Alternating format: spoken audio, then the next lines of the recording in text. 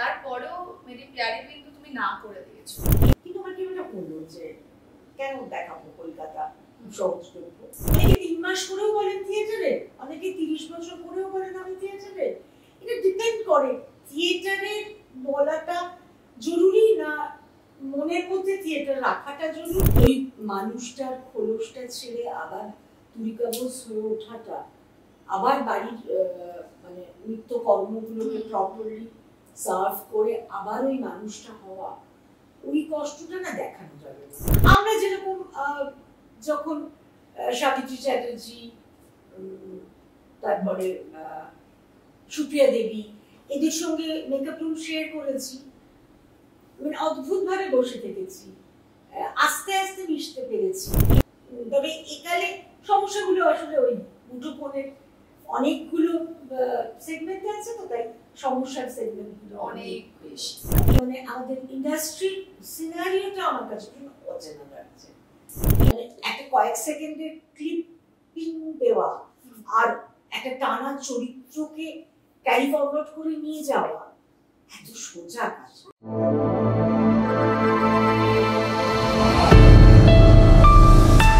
High, আমি সোহেলি, চলে এসেছি খোয়াইশ লাইভ স্টুডিওর খোয়াইশ বিটিএস এর আরেকটা নতুন পর্ব নিয়ে। আজকে আমার সঙ্গে যিনি গেস্ট আছে তাকে নিশ্চয়ই আলাদা করে পরিচয় দিতে হবে না, থাম্বনেল দেখে আপনারা বুঝতে পেরে গেছেন। বলছি আমি ধন্য তার সঙ্গে বসে স্ক্রিন শেয়ার করতে পারছি। আজকে আমার গেস্ট তুলিকা বসু, আমার তুলিকা দিদি।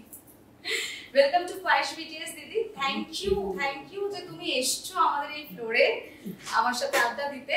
আজকে তোমার সঙ্গে আড্ডা দেব ধাপে ধাপে। শুরুটা হচ্ছে স্টার্টিং পয়েন্ট।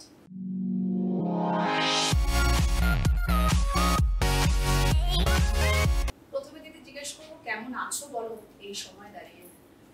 একটু দম বন্ধ লাগছে, চারপাশটা এমন হয়ে রয়েছে, মানে ধর দেশ, ধর যেখানে আছি, যেখানে কাজ করছি, সবটা মিলিয়ে একটু অচেনা লাগছে। কারণ তুমি তো সবসময় এত সুন্দর হাসো, একটা এনার্জেটিক মধ্যে, তোমার এনার্জি ভরপুর তোমার মধ্যে। তো খুব চেষ্টা করি, কিন্তু কি বলতো, নিউজ তো আমাদের দেখতেই হবে, মানে সচেতন থাকতেই হবে আশপাশ, আরোগ্যটা আশপাশ কেমন থাকছে, কেমন চলছে, সেটা যখন বুঝতে পারছি সত্যি সত্যি কেমন আছি, তখন হাসতে চাইলেও মনে হচ্ছে আমি পাগল, এখন কেন আসছি। এই জায়গাগুলো এটা দ্বন্দ্ব কাজ করে একটু, হ্যাঁ, অনেকগুলো সেগমেন্ট, শিক্ষা, স্বাস্থ্য, অনেকগুলো সেগমেন্ট নিয়ে। কারণ আমরা তো একটা এমন জায়গায় কাজ করি যে সবগুলোই রিফ্লেক্টেড হয় আমাদের কাজের মধ্যে দিয়ে। ওই সব মানুষগুলোই তো চরিত্র হয়ে হয়ে আমরা সিনেমা, থিয়েটার, ওটিটি যে কোনো কাজ করি। তো সেই মানুষগুলোকে টাচ করতে গেলে তো আমাদের সচেতন থাকতে হবে, কিন্তু আমরা বুঝতে পারি না। আমরা কোনো কথা বললেই বড্ড বেশি খুব সফট কর্নার, কথা বললেও কেন বলছি আর না বললেও কেন বলছি। হ্যাঁ, আমাদের সমাজেরই অংশ, সমাজের নরমাল কিছু দেখে তো বলবই, রিঅ্যাকশন তো আসবে, খুব স্বাভাবিক, মানুষ তো আলটিমেটলি। আর আমার যেটা মনে হয় কি বলতো, আমরা প্রফেশনাল, প্রত্যেকে এক একজনের কিন্তু প্রফেশন বেছে নিয়েছি, কিন্তু তার জন্য যাতে আমরা শান্তভাবে সুস্থভাবে থাকতে পারি, তাই বিভিন্ন সেগমেন্টে বিভিন্ন মানুষজনকে বসিয়ে রেখেছি যে ভাই আমরা কাজ করছি, তুমি কিন্তু ওটা দেখো, তুমি কিন্তু সেটা দেখো। তাদের কাজ তো সেটাই, তারা সেটা দেখলেই আমরা আবার হাসতে পারি। শুরুতে আমরা মন খারাপ করবো না, চলে যাই না তোমার ছোটবেলাতে। একটু জানতে ইচ্ছা করছে যে তুলিকা দি ছোটবেলাটা কেমন করে কাটিয়েছে, কেমন ছিল? আমি খুব দুষ্টু মেয়ে, খুব চঞ্চল, মানে ডান পিঠে বাচ্চা যেটা হয়। আমি আর আমার ভাই আমাদের বাড়িতে, আমার ভাই যেটা হওয়ার কথা ছিল আমি সেটা, আমি যেটা হওয়ার কথা, কে কোথায় লিখে রেখেছেন জানি না, যে মেয়ে হলে খুব ঠান্ডা শান্ত। আমি ভীষণ ওই লুকোচুরি, কুমিরডামা, গাছে ওঠার চেষ্টা করতাম। শহরে খুব বড় গাছ তো পাওয়া যায় না, কিন্তু তাও মানে মা তখন উনুন জ্বালাচ্ছেন, সবে কাঁচা ধোয়া বেরোচ্ছে, সেখানে উনুন টপকে শিকার, অগ্নি পরীক্ষা ইত্যাদি বিভিন্ন ম্যাসাকার করে বেরিয়েছি। আমাদের ওই সময় চলকে সেই দড়ির উপর দিয়ে বাচ্চারা হাঁটতো, সেটা আমি তখন পরে বড় হয়ে দেখেছি উঠোনটা এমন কিছু বড় নয়, ছোটবেলায় সেটাই অনেক উচ্চতা। তার কর্নার দিয়ে আমি টেপ জামা তুলে চোখ বেঁধে এক পা পা করে হাঁটতে গিয়ে ক্লাস 4 না 4 বছর মনে পড়ছে না আমার, আমি পুরো পড়ে 4টে দাঁত উপরে ঝুলে রক্তারক্তি, মানে ভয়ঙ্কর। তো এই যে শিল্পর সঙ্গে যে তোমার প্রেমটা, এটা কি ছোটবেলা থেকেই কোনোভাবে কানেকশন ছিল? হ্যাঁ, মানে কি বলতো, আমাদের ছোটবেলাতে না অদ্ভুত একটা সাংস্কৃতিক পরিমণ্ডলে বড় হয়েছে।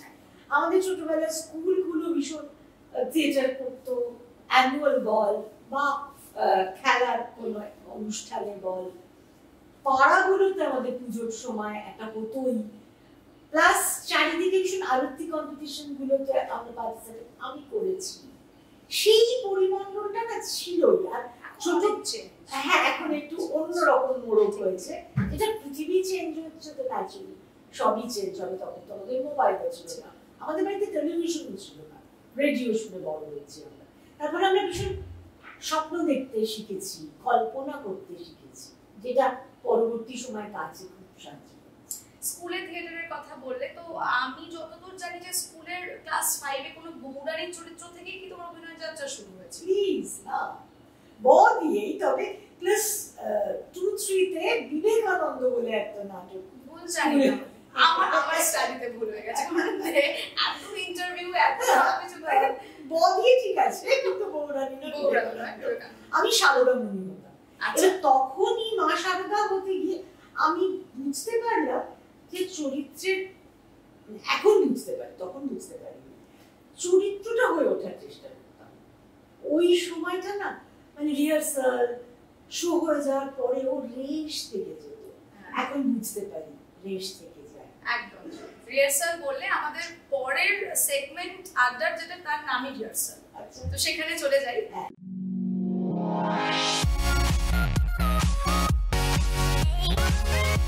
তো আমি যতদূর জানি, এটা হয়তো ঠিক হবে, তোমার 1996 থেকে শুরু হয়েছে এবার জমবে মজা, একদম মজায় মজায় শুরু করেছিলে, তারপরেই তোমার থিয়েটারে আসা।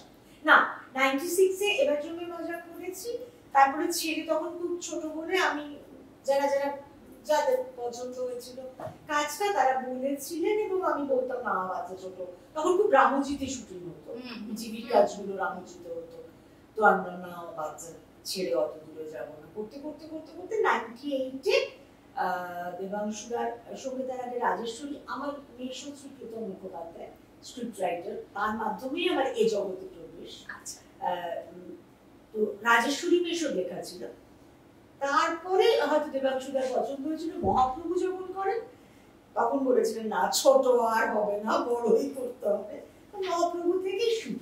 আচ্ছা, না থিয়েটারটা তখন থেকে, থিয়েটারটা মহাপ্রভুতে অনেককে পেয়েছি ওই সময়টায়।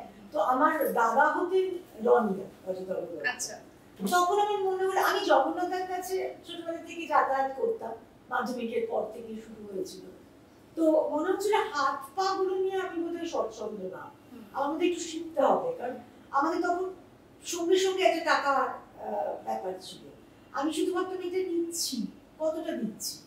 তো সেইখান থেকেই রনিদার সঙ্গে আলোচনা, তখন থিয়েটার গ্রুপের একটা কথা শুনলাম, তখন নাট্য আন্দোলনে আমরা যোগ দিলাম। রনিদা তখন গেস্ট আর্টিস্ট, কিন্তু নাট্য আন্দোলনের সঙ্গে যুক্ত ছিলেন, সেই থেকে থিয়েটার 2007 অবধি করতে পেরেছি মোটে। হ্যাঁ, তারপর রেগুলারিটি মেইনটেইন একটা তো অনেক বড় জিনিস থিয়েটার, অনেকে বলে যে অনেকে পারে এটার মধ্যে থাকতে। এবার আমি তোমাকে যেটা জিজ্ঞাসা করবো, যে অভিনয়তে আসার জন্য বেশিরভাগ লোক বলে থিয়েটার করো, না হলে মুশকিল। এবার যারা থিয়েটারের মানুষ, মানে আমার ক্ষেত্রে আমি যদি তোমাকে বলি যে থিয়েটারের মানুষরা কিন্তু অন্য বলে যে থিয়েটারের জন্য থিয়েটার করো, থিয়েটারে মানে তুমি লাইমলাইটে আসবে বলে থিয়েটারটাকে করবে, এটাকে শিখন্ডি বানাবে না। তো আমি তোমাকে জিজ্ঞেস করবো, এত বছরের একটা এক্সপিরিয়েন্স, তো টিভি সিরিয়াল বা সিনেমা এইখানে কাজ করতে গেলে কি থিয়েটারের যে প্রশিক্ষণটা সেটা কতটা জরুরি? একটা প্রশিক্ষণ জরুরি, মানে অভিনয়টা আমরা সবাই জানি অভিনয়টা শেখানো যায় না, কিন্তু অভিনয়ের যে টেকনিক্যালিটিস গুলো সেগুলো এখন তো বিভিন্ন ইনস্টিটিউশনের নাম শুনি আমরা, আমাদের সময় কোনো ইনস্টিটিউশন সে অর্থে মানে এফটিআইকে ছাড়া বলছি, সে অর্থে ছিল না। আমাদের সময় কিন্তু থিয়েটারটা সত্যিই শেখার মতো। আমি এখন থিয়েটার করি না বলে বলতে পারবো না, কারণ তখন আমার গ্রুপ, হ্যাঁ গ্রুপে সবাই আছে বলে আমি ওই চরিত্রটায় স্টেজে উঠে করতে পারি, এমন একটা মনে হতো। মানে আমার খালি মনেই হতো যে কোনো কাজই টিম ওয়ার্ক। তো থিয়েটার না অনেক কিছু শেখাতো, কারণ অনেক দিন ধরে রিহার্সাল হয়ে একটা চরিত্র তৈরি করতে শেখাতো। আমরা হোমওয়ার্ক করতাম, নোট ডাউন করতাম, একটা ক্যারেক্টারের 3D তৈরি করা, তার সামাজিক সাংস্কৃতিক শিক্ষা, তার বাড়িটা কেমন হতে পারত ইত্যাদি একটা ভেবে নিয়ে কল্পনা করে আমরা চরিত্রটাকে তৈরি করার চেষ্টা করতাম। তারপরে রিহার্সালের পরে স্টেজ হলো, তখন প্রথম দিন একরকম শোয়ে বুঝলাম, শো হতে হতে আরো সেটাকে এনরিচ হলাম অথবা পারলাম না। আমার এরকমও কোনো থিয়েটার করতে গিয়ে হয়েছে যে যখন শুনছি এই থিয়েটারটা হবে না আরেকটা থিয়েটার হবে, আমি তখন বুঝতে পারলাম যে থিয়েটারটা হবে না, সেই চরিত্রটা করছিলাম তার কোনটা আমি মিস করছিলাম। মানে এই অনেক রকম এক্সপেরিয়েন্স আমি পেয়েছি, সেটা মনে হয়েছে থিয়েটারটা করা জরুরি ছিল। কিন্তু থিয়েটারের মানে কি বলবো টেকনিক্যালিটিস আর সিনেমা টেলিভিশন সেগুলো আলাদা, কিন্তু চরিত্র ধরতে শিখতে গেলে বা সেরকম কোনো মাস্টারমশাই পেলে উপকৃত তো হয়ই মানুষ। একদম। থিয়েটার যখন করেছো নিশ্চয়ই ব্যাক স্টেজের তো কাজকর্ম, এখনকার দিনের ছেলেমেয়েরা আবার সেটা করতে স্বাচ্ছন্দ্য বোধ করে না, ভাবে যে একটা ক্যারেক্টার করবে, একটা চরিত্র করবে, কিন্তু আমার মনে হয় সমাজ তাকে ব্যাক স্টেজটা করাটা অনেকটা জরুরি। আসলে কি বলতো, প্রত্যেকটা মানুষ তো আমরা আলাদা, তাদের প্রত্যেকের চাহিদা আলাদা। মানে অনেকে 3 মাস করেও বলেন থিয়েটারে, অনেকে 30 বছর করেও বলেন আমি থিয়েটারে। এটা ডিপেন্ড করে থিয়েটারে বলাটা জরুরি না মনের মধ্যে থিয়েটার রাখাটা জরুরি, না সত্যি সত্যি শিল্পী হয়ে ওঠাটা জরুরি, কোনটা জরুরি আমি কি চাইছি সেটা ডিপেন্ড করবে আমি কি করছি। মানে কর্মা আমি বলি না, তুমি ভালো করলে ভালো হবে, লোকজন বুঝতে পারবেন তুমি করছো। এরকম তো অনেককে আমরা দেখি যে এসছেন, এখন তুই তাকে দেখতেই পারবি না, এরকম তো অনেকেই আছে, অনেক রকম। মানে আমি কিভাবে চাইছি আমার জীবনটাকে, ওটাকে নিজে, তারপরে তো লাখটাও ম্যাটার করে আমাদের এই প্রফেশনে। একদম লাখ ম্যাটার করে। হ্যাঁ মানে 99% তো খারাপই, আমার মনে হয় 99% লাখ 1% খারাপ, কিন্তু মনে মনে রাখতে আমি 99% খারাপ। দিদি তোমার কাছে যখন কোনো চরিত্র আসে তুমি সেটাকে কিভাবে মানে পড়াশোনা করো, মানে নিজে থেকে একটা চরিত্রায়ন করো নাকি পারিপার্শ্বিক থেকে তুমি ইন্সপিরেশন নাও, মানে এটা যদি একটুখানি বলো। প্রথম দিকে তো একটা ব্রিফ দেয় যখন যারা আমাদের কাজে ডাকেন, প্রথম দিকে একটা ব্রিফ থাকে, কিন্তু সিনেমার ক্ষেত্রে ব্রিফটা তো একটা কনস্ট্যান্ট থাকে। ডিরেক্টর সেরকম হলে তো অনেক কাজ হালকা হয়ে গেল অথবা বাড়িও হলো, আর ঠিকই সেটাও এখনো ম্যাটার করে। আর সিরিয়ালের ক্ষেত্রে সেটা জীবনের মতো, জীবন যেরকম আমরা কালকে কি হবে জানি না, সিরিয়ালের ক্ষেত্রে পাল্টাতে পাল্টাতে যায়। তোর উল্টো দিকের আর্টিস্টদের উপর ডিপেন্ড করে, ঘটনাগুলো পাল্টে গেলে তো কেউ সাথে সাথে বদলাতে যেতে হয়। যখন কষ্টের কোনো সিন করো, তোমার এখন অনেক বছর হয়ে গেছে যদিও এই প্রশ্নগুলো মানে ঠিক নয়, তাও যায় না তত মনে হয় যে শেখাই হয়। প্রথম একটা মনে হয় যে এই তো পারছি, এই তো সবাই ভালো বলছে, সেটা প্রথম দিকে হয়। কিন্তু যত তুই মাঝখানে, যত তুই আরো এগিয়ে যাবি, তখন মনে হয় কি অনেকটা বাকি হয়ে গেছে, মানে সমুদ্র থেকে এক রকমে আমার হ্যাঁ যখন মানে কঠিন সিন করো বা কোনো কান্নাকাটি করো সারাদিন, ধরো মেগা সিরিয়ালের কথাই বলছি, তারপরে নিজেকে আবার রিভাইভ করো, মানে এই প্রসেসটা কষ্ট। মানে ওই মানুষটার খোলসটা ছেড়ে আবার তুলিকাবজ হয়ে ওঠাটা, আবার বাড়ির মানে নিত্য কর্মগুলোকে প্রপারলি সার্ভ করে আবার ওই মানুষটা হওয়া, ওই কষ্টটা না দেখানো যাবে না। হ্যাঁ কারণ ছবি তো একটা ধরো 1-1.5 মাস বা 2 মাসের প্রসেস, এবার একটা মেগা সিরিয়াল তো চলতেই থাকে, তো আমার মনে হয় ক্যারেক্টারটার মধ্যে একদমই ঢুকে যাও, তো সেখান থেকে মানে ভেতরে কষ্টটা হয়। মানুষটা হয়ে যেতে যেতে সেটগুলোর খাট বিছানা নিজের মনে করতে করতে, আমার ছেলে আমার নাতি আমার মনে করতে করতে যে ইনভলভমেন্ট তৈরি হয়, তারপরে যখন সেটা শেষ হয় সেই কষ্টটা মানে মারাত্মক, আত্মীয় বিয়োগের থেকেও বেশি। থেকেও বেশি। বাড়ির লোক খুব সাপোর্ট করে সবসময়। হ্যাঁ, আমার ছেলে, আমার যারা হেল্পিং হ্যান্ড অ্যাসিস্ট্যান্ট তারা আছেন বলেই আমি করতে পারছি। তোমার লাইফে পিলার তো সবসময় শুনেছি, তোমার সাথে যখন কাজ করেছি তোমার লাইফে পিলার আছে, চৌধুরী জি এরকম কিছু মানুষ, আমার ছেলে, একদম ছাড়া তুমি কিছু করতে পারো। সবসময় সেটা বলো, আমার খুব ভালো লাগে এই বিষয়টা। যাই আমরা আমাদের পরের সেগমেন্ট অন দ্য ওয়েতে।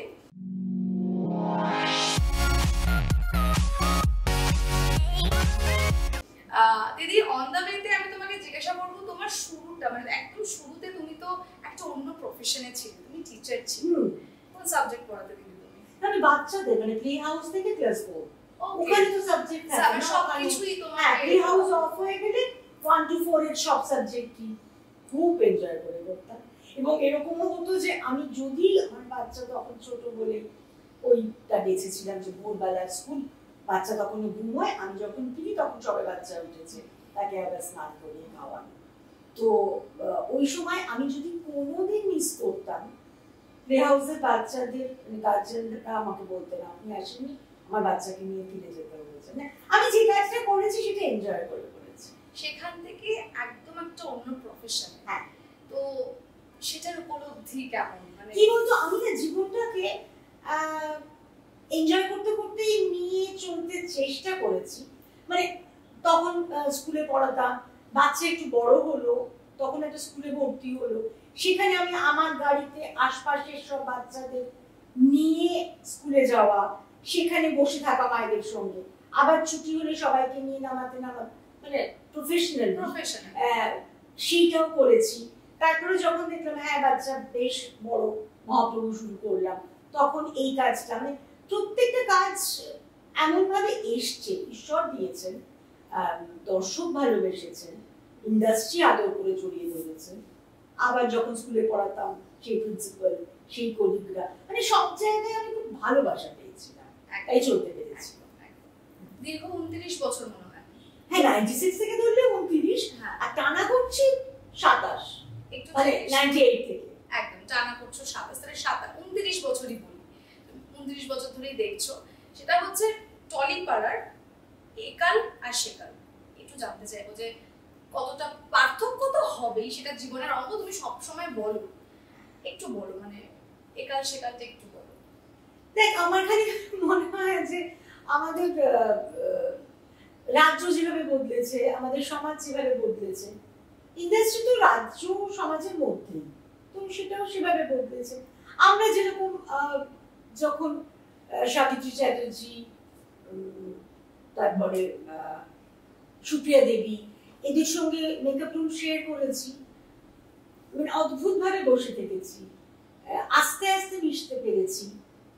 এখনকার মেশাগুলো আমরা অন্যরকম ভাবে চেষ্টা করি, কখনো আমরা সফল হই, কখনো হই না। সবাই তো সমান বাড়ি থেকে আসেন না, যারা একটু ঠিকঠাক বাড়ি থেকে আসেন তাদের সঙ্গে আমরা খুব স্বচ্ছন্দ ভালোভাবে মিশতে পারি। আবার কখনো কখনো তো একটু বিভিন্ন রকম সমস্যার সম্মুখীন হইনি, সেটা সেকালে একদম ছিল নাও বলবো না, তবে একালে সমস্যাগুলো আসলে ওই মুঠোফোনের অনেকগুলো সেগমেন্ট আছে, তো তাই সমস্যার সেগমেন্টগুলো অনেক বেশি। আর এখন তো তুমি এখনো কাজ করছো, এখনকার জেনারেশনের মানুষদের সাথে কেমন লাগে? আমার এই জেনারেশনটাকে খুব ইন্টারেস্টিং, খুব, মানে আমার ছেলেও এই জেনারেশনের মধ্যেই পড়ছে। আমার ওদের দেখা, পড়া, জানা, এটা তো মানে আমি অনেক কিছু জানি না, আমি ওদের কাছ থেকে জানতে পারি। অনেক অ্যাপ ওরা খুলে দেয়, অনেক কিছু ওরা করে দেয়, এই জায়গা থেকে আমি খুব লাকি। আমি ওদের সঙ্গে মিশে খুব স্বচ্ছন্দ, মানে ওই সবার সঙ্গে নয় নিশ্চয়ই, কিন্তু বেশিরভাগ বাচ্চাগুলো বড় ভালো বাচ্চা। একদম ক্যারিয়ারে সবাই মনে হয় চায় যে একবার মুম্বাই থেকে ডাক আসুক, তো তোমার লাইফেও তো এসছে, তো সেই জায়গা থেকে সে অর্থে না, মানে সেটা মানে খুবই হালকা, সে অর্থে না। তারপরেও মেরি প্যারি কিন্তু তুমি না করে দিয়েছো। হ্যাঁ, সেটা মানে টেকনিক্যাল, আমাদের এখানে কলকাতার মাঝেও তো মানে অনেক লোক থাকে, মিডল ম্যান যারা থাকেন, লাইন প্রডিউসার নাকি সব বলে টলে, আমরা সবাই তো ভালো মানুষ নই, তো ওই কমিউনিকেশনে নিশ্চয়ই গন্ডগোল ছিল, কারণ ওদের তো বলে দিয়েছিলাম যে তুমি মেগা চললে মেগার তো একটু আগে থেকে বলে দিতে হয়, তো আমি বলে দিয়েছিলাম যে আমাকে 1-1.5 মাস আগে থেকে জানাবে। ওরা পারেননি, হয়তো কমিউনিকেট করেছিলেন, আমার কাছে প্রপারলি আসেনি সেটা। তারপরে যখন দেখেছিলাম যে পারবো, ওই সময় অতটা ডেট আমার লাগছিল না মেগাতে, কিন্তু আমার কেউ এটা বললো যে কেন দেখাবো কলকাতা, সহজ করবো। আমি জানি না, আমি যা যা করেছি আমি ইনস্টিংক্ট থেকেই করেছি, সবচেয়ে ঠিক করেছি তা নয়। আমরা আমাদের আড্ডা সেগমেন্টের পরের সেশন গ্রিন রুমে যাচ্ছি।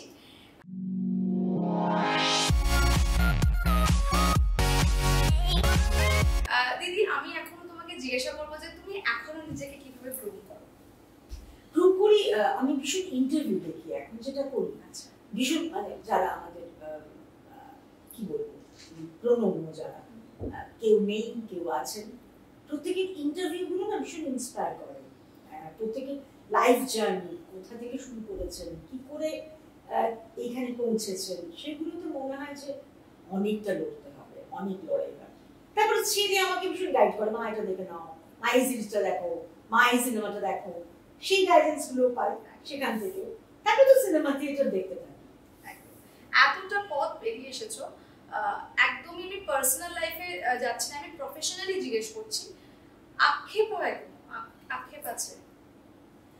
আক্ষেপ বলতে আমি বুঝতে পারছি না, এখনকার মানে আমাদের ইন্ডাস্ট্রির সিনারিওটা আমার কাছে খুব অচেনা লাগছে। আক্ষেপ ঠিক বলবো না, মানে আমার কোথায় ভুল হয়ে গেল, আমি কোথায় এটা ফ্যামিলি ফ্যামিলি ফ্যামিলি করে এসেছি, কিন্তু মানে কোথাও গিয়ে মনে হচ্ছে না না, তাহলে কি ফ্যামিলিটা না, তাহলে কি আমার কোথাও খুব প্রফেশনালি বোধহয় হ্যান্ডেল করা উচিত ছিল, আমি একটু বেশি ফ্যামিলি ফ্যামিলি করেছি। আচ্ছা, কখনো কখনো অনেক সময় এই ফ্যামিলি তুমি বললে, অনেক সময় যারা আরো অনেক সিনিয়র মোস্ট, তাদের অনেক সময় ইন্টারভিউ দেখেছি যেটা যে না আমি মেগা করতে পারবো না, বাবা সম্মান নেই, এই কথাটা খুব আমি অনেককে বলতে শুনেছি। তো তুমি, তোমার তো প্রায় 29 বছর হয়ে গেল, তো তুমি এখনো দাঁড়িয়ে এখনকার জেনারেশনের মানুষদের সঙ্গে তুমি একদম পাল্লা দিয়ে কাজ করছো, তো তোমার কি এরকম কখনো মনে হচ্ছে রেসপেক্টের অভাব আছে? মানে এখনকার আমার যেটা মনে হয় যে তুই যখন প্রফেশনে ঢুকে গেছিস তখন চয়েস তো থাকবে না, মানে যার আছে তিনি লাকি না যে তিনি চুজ করতে পারেন যে আমি মেগা করবো অথবা সিনেমা করবো অথবা শুধু ওটিটি করবো, সেটা যারা চুজ করতে পারেন তারা লাকি না। কিন্তু আমাদের ক্ষেত্রে চয়েস থাকে না, যখন যেটা আসবে তখন সেটাকে আদর করে গ্রহণ করতে হয়। তবে সত্যি সত্যি সিস্টেম পাল্টেছে, মানে আগে আমাদের যে প্রসেসে কাজ হতো, আমরা জানতাম কোন কোন দিন আছে কোন কোন দিন নেই, এখন সেই জানাগুলো ভীষণ মুহূর্মুহু পাল্টে যায়। মানে সপ্তাহে টিআরপি দেখে ঠিক হয় এই চরিত্রটা কিভাবে যাবে, কতটা যাবে, আসলে যাবে কি যাবে না, সেই ইনফরমেশন গুলো খুব প্রপার থাকে না, মানে সেটা কারো দোষ না, সিচুয়েশনটা স্ক্রিপ্টও মনে হয় আসলে মেগাতে দিনের দিন আসে, হয়তো তোমার সেটা সব সময় মানে সকালবেলা এলো, মানে হয়তো সিনে যাচ্ছ সেই মুহূর্তে হয়তো নতুন একটা অ্যাডিশন হলো, সেটা এখন মানে অনেক দিন থেকে এটা হচ্ছে, মানে এটা মানে তোমরা তখন সিনেমা করো, মানে ছবির ক্ষেত্রে তো এই বিষয়টা 2 মাস 3 মাস আগে থেকে একটা প্রিপারেশন, তো সেখান থেকে যখন তুমি টেলিভিশনে, তো এই প্রবলেমটা শুরুতে কি কখনো মনে হয়েছিল যে না এখন ইনস্ট্যান্ট পেলাম, ইনস্ট্যান্ট একটা পড়াশোনা নেই? আমার না সবটাই চ্যালেঞ্জ হিসেবে নিয়েছি, মানে দেখি না পারি কিনা, মানে অনেক সময় এরকম হয়েছে যে আর সময় নেই, বলছি শোনো বলে যাও, এরকমও তো করতে হয়, কারণ সত্যি সত্যি সময় নেই। সেটাকেও মানে আমি আমার কাজটাকে আবার পরের দিকে যখন মানে একটা রিকোয়েস্ট হয়েছে, দেখেছি যেটা বোঝা যাচ্ছে না, তো যে আমি শুনে বলছি, এটা যে শুনে বলিনি নিজে করেছি আর শুনে বলছি, মধ্যে পার্থক্যটা কোথায়, কি মানে নিজেকে না সারাক্ষণ বিশ্লেষণ করতে করতে, মানে খুব তার শর্ট টাইমে একটা বিশ্লেষণ করতে। হ্যাঁ দিদি, এই যে আমি একটু কাস্টিং নিয়ে তোমাকে জিজ্ঞেস করি, যে এখন হয়ে গেছে কি যে যার যত ফলোয়ার্স বেশি সেই দেখে কাস্টিং হচ্ছে, আক্ষেপ মানে আমার তো পার্সোনালি খুব হয়, তো আমি একটু তোমার সামনে যখন বসে তোমার সাথে আড্ডা দিচ্ছি আজকে, একটু জানতে চাইবো যে তোমার কি মনে হয়, তুমি একটু কিছু বলো। এটা আমি শুনেছি, কিন্তু আমি বিশ্বাস করা হয়নি এতদিন, বলবো না যে কটা দিন আমি ইন্ডাস্ট্রিতে কাজ করেছি, আমার খালি মনে হচ্ছে যে যোগ্য সেই থাকবে, যে যোগ্য নয় সে ফলোয়ার্স এর উপরে বেস করে থাকতে পারবে না। মানে একটা কয়েক সেকেন্ডের ক্লিপিং দেওয়া আর একটা টানা চরিত্রকে ক্যারি ফরওয়ার্ড করে নিয়ে যাওয়া এত সোজা কাজ। প্রশ্ন আসে দিদি, মানে যখন ধরো কোনো চরিত্র যাচ্ছে, মানে আমাদের কাছে যখন কেউ জিজ্ঞাসা করছে যে এই চরিত্রটা আছে, কেউ আছে দিবি, লোক যখন পাঠাচ্ছি কোনো প্রোফাইল জিজ্ঞেস করা হয় যে এর ইনস্টাগ্রামে এটা কেটে যাবে। আমার মনে হয় হয়তো এখন এই সময়টা চলছে, আমরা তো বিভিন্ন সময় গেছি, আমরা লকডাউন কাটিয়েছি, আমরা সব পারবো সব পারবো বলে মনে হয়। তারপরে আমারও আমি শুনছি, প্রথম দিকে আমি বিশ্বাস করতাম না, তারপরে অনেকবার শুনতে মনে হলো আচ্ছা তাহলে এটা হচ্ছে। কিন্তু আমি বিশ্বাস করি যে এই প্রসেসটা কেটে যেতে বাধ্য। একদম একদম আমার মনে হয় কেটে যাওয়া উচিত। এখন অনেক মানুষ যারা হয়তো প্রতিদিন একটা ফোনের অপেক্ষা বা একটা মেসেজের অপেক্ষায় বসে থাকে যে আমি হয়তো কালকে এই চরিত্রটা, হ্যাঁ নিশ্চয়ই একদম। তোমার কাছে একটা সবসময় কমন একটা প্রশ্ন আসে, তোমার ইন্টারভিউ প্রচুর দেখেছি যে তুমি মায়ের ক্যারেক্টার করো সব জায়গায়। তো আমার প্রশ্নটা এই রিলেটেডই কিন্তু একটু অন্য। তুমি তো এখন যারা লিডিং হিরো বা সুপারস্টার বা স্টার যাই বলো, প্রত্যেকের মায়ের চরিত্রে অভিনয় করেছো। তো একটা মা সবসময় চায় যে তার সন্তান বড় হয়ে উঠুক, তার জীবনের পথে সাকসেস পাক। তো তোমার সেই ছেলেরা যারা চরিত্রতে কাজ করেছে, চরিত্র করেছে তোমার ছেলের চরিত্র, তারা কেউ এক একজন বিধায়ক, কেউ এমপি, কেউ এমএলএ, কেউ প্রযোজক। তোমার কি মনে হয় তারা কি নিজের লাইফে সাকসেসফুল ভাবে কাজ করছে? এই চরিত্রগুলোতে অভিনয় তারা কেমন করতে পারছে? ভালো করছে না। আমি পলিটিক্যালি জানি না, মানে পলিটিক্যাল জায়গা থেকে তারা কি কাজ করছে আমি জানি না, তবে তারা মানে লাইফে বল বা ক্যারেক্টার সৃষ্টিতে বল, আমি তো দেখছি তারা ভীষণ মানে প্রত্যেকে এগোচ্ছে, মানে কেউ পেছন দিকে হাঁটছে না, এটা আমি দেখতে পাচ্ছি। এখন আমি অনেকে বলে যে এখন যারা স্টার বা সুপারস্টার তারা নিজেদের যে হাউস করেছে, এটা তো অবভিয়াসলি ইন্ডাস্ট্রির পক্ষে অনেক ভালো, কিন্তু অনেকে এটার পিছনে নেগেটিভ বলে যে তারা কি বাইরে কাজ কমে যাচ্ছে বলে ইনসিকিউরিটিতে নিজের হাউস করছে নাকি অন্য কিছু? মানে তোমার এই বিষয়ে কোনো মন্তব্য আছে বা বক্তব্য? আমি বিশেষ করে আমি অভিনয়টা ছাড়া বাকিগুলোতে ঢুকিনি বলেই জানি না, কিন্তু আমার তো মানে পজিটিভই লাগে, আমার তো সব ঠিকঠাকই লাগে। মানে কাজ করতে গেলে দেবের হাউসে কাজ করছি বা সৃজিতের হাউসে কাজ করছি, তাতে অন্যরকম কিছু মানে শুধু এসবিএফ এ কাজ করেছি বা শুধু সুরেন্দ্রের কাজ করেছি, তার থেকে আলাদা অন্যরকম কিছু পাইনি। আমার যেরকম আগে পেয়েছি এখনো সেটা পাচ্ছি, তাতে যদি কাজটার বিষয়টা ভালো হয়, ফিলটা বেটার হয়, আমার যেখানে যে জমিতে চাষ করছি সেই জমিটা যদি উর্বর থাকে তাহলে একটা যে কোনো ফসল ফলাতে পারবে। ঠিক, আমার মনে হয় ইন্ডাস্ট্রিটা ছোট, মানে আরো অপরচুনিটিজ আসবে হাউস বাড়লে। হ্যাঁ, কারণ নির্দিষ্ট কাজটা বড় দরকার। তোমার সাথে অনেকক্ষণ আড্ডা দিলাম, এবার একটা ছোট্ট গেম পর্ব তোমার সাথে হবে, একটু খেলবো তোমার সঙ্গে।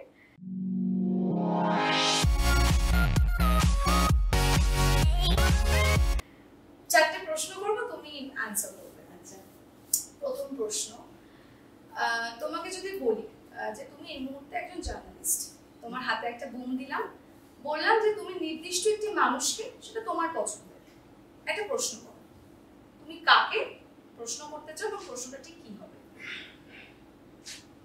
ভাবিনি কখনো জার্নালিস্ট হবো, সেটাও কাকে কি প্রশ্ন করা উচিত সেটাও ভাবিনি। তাহলে বোমাদাকে প্রশ্ন করতে চাই, প্রসেনজিৎ চট্টোপাধ্যায়কে প্রশ্ন করতে চাই যে আগামী ইন্ডাস্ট্রি কিভাবে এগোচ্ছে, তোমার ভাবনা কি আছে? আচ্ছা, দ্বিতীয় প্রশ্ন, তোমাকে যদি অ্যাক্টর তুলিকা বাসু না পেতাম তাহলে কি হিসাবে পেতাম? অ্যাক্টর তুলিকা বাসু। আর অন্য কোনো অপশন, অন্য কিছু তুমি পাও? আমি কিছু মানে জানি না, এখন যারা সেটাও ভালো করে জানি না, এখন শিখে চলেছি। একদম একদম। 3 নম্বর, সেটা হচ্ছে একটু অন্যরকম, তুমি নিজের পছন্দ মতনই একটা ছোট্ট কথা বেছে নাও, 3টি ইমোশন, রাগ, দুঃখ, আনন্দ, 3টে ভাবে ওই একটা কথা একটু আমাকে শোনাও আর আমার দর্শকদের শোনাও। একটা কথা 3টে ইমোশন, কেন কেন কেন? লাস্ট প্রশ্ন, 4টে নাম বলছি, তুমি নিজে নিরিখে 1 2 3 4 করে নাম্বারিং করো। অপাদি, অনুরাধা দি, লাবণী দি, তুলিকা দি। অনুরাধা দি, লাবণী, অপা, তুলিকা বসু লাস্টে কেন? আমি নিজেকে আমি কে? থ্যাংক ইউ, খুব সুন্দরভাবে তুমি গেমটা খেললে আমাদের সঙ্গে। আমি যাই আমার একদম লাস্ট সেগমেন্ট ফাইনাল কলে।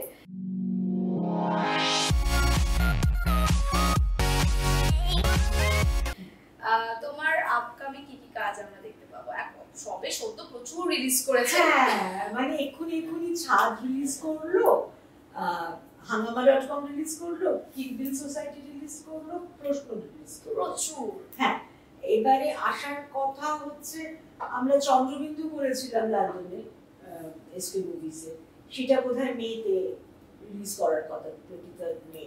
আর হাঁটি হাঁটি পাপা রিসেন্ট করেছি, সেটা কবে রিলিজ এখন হবে নট ইট ডিসাইড। আচ্ছা দিদি, তোমার কাজের জন্য তো অনেক বেস্ট উইশেস, কিন্তু আমাকে একটা কথা বলো, যারা এই প্রফেশনে আসবে তাদের সম্পর্কে তুমি যদি একটা দুটো কথা বলে দাও, আমার মনে হয় তোমার মুখ থেকে শুনতে পারাটা তাদের জন্য অনেক বেশি ভাগ্যের হবে। আমার খালি যেটা এখন আজকাল ভীষণ আলোচনা শুনছি যে সেকেন্ড লাইনার, থার্ড লাইনার ভেবে রাখা ইত্যাদি প্রভৃতি, কিন্তু আমার নিজে প্রশ্ন করি যে ডাক্তার হবে তার পেশেন্ট যদি কখনো কম আসতে থাকে, সে কি পরের দিন ইঞ্জিনিয়ার হওয়ার কথা ভাববে? ডাক্তার তো ডাক্তারই থাকবে।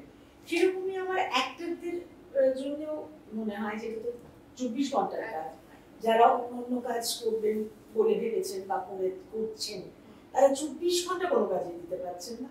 কাজে অ্যাক্টিংটা সত্যি 24 ঘন্টা। যদি আসতে চাও ভীষণ পেশেন্স রেখো, এখানে প্রথম লাগে ধৈর্য, সহ্য শক্তি বাড়াতে হবে এবং শেখার ইচ্ছেটা ছিল না, মাটিতে পারে। ঠিক, এটা সব থেকে মনে হয় ইম্পর্টেন্ট কথা, মাটিতে পা রাখতে হবে। একদম। আমাদের ফাইশ লাইভ স্টুডিও দর্শকদের যদি কিছু বলে দাও। সবাই মিলে উইশ করি আমরা আমাদের চারপাশের পৃথিবী, চারপাশের জায়গা, আমরা বাড়ি, প্রত্যেকে একটু শান্ত হই, প্রত্যেকের জন্য ভাবি, এত হানাহানি, এত নেগেটিভিটি নয়, প্রত্যেকে পজিটিভ থাকি, প্রত্যেকে ভালো কথা বলে। Best wishes for your upcoming journey. Thank you. খুব ভালো হোক তোমার আগামী দিন, এরকমই থেকো, এত হাসি খুশি থেকো, সবসময় আমাদেরকে উপহার দাও, ভালো ভালো অভিনয়, ভালো ভালো কাজ। আর কেমন লাগলো আমার এখানে এসে একটু বলো। আমরা তো আড্ডা মারলাম, একদম, তুই আমার পরিচিত, আমরা সবাই একটা এক্সটেন্ডেড ফ্যামিলির অংশ, আমরা জাস্ট আড্ডা মারলাম। আমরা কোয়াইশের সঙ্গে আছি, আমি আছি, কেন আছি, কিভাবে আছি সেটা ক্রমশ জানতে পারবেন। আপনারাও থাকুন কোয়াইশ। আজকের এপিসোড এখানেই শেষ করছি, আশা করি খুব ভালো লেগেছে এপিসোড। এরকম এপিসোড দেখতে গেলে সঙ্গে থাকতে হবে ফাইশ লাইভ স্টুডিও।